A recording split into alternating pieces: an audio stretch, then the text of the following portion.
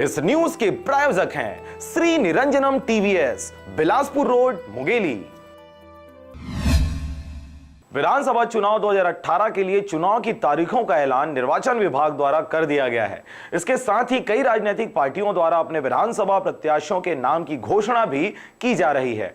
इसी के मद्देनजर जिला निर्वाचन विभाग द्वारा नामांकन फॉर्म का वितरण किया जा रहा है, जिसके लिए जिले के अलग अलग विधानसभा क्षेत्र के विधायक प्रत्याशी पहुंच अपना फॉर्म नामांकन भरने का कार्य कर रहे हैं। आपको बता दें कि नामांकन दाखिल करने की अंतिम तिथि 2 नवंबर है।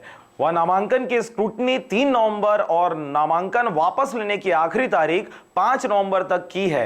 इसके बाद 20 नवंबर को दूसरे चरण की मतदान होगी।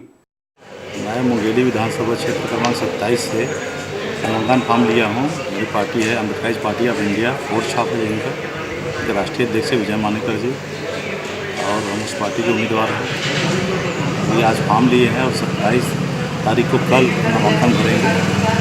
ये अपने ये डिसाइड किया हुआ है, कागजात कंप्लीट हो जाएगा। कल हम लोग नामांकन दोपहर 1 बजे के आसपास भरेंगे।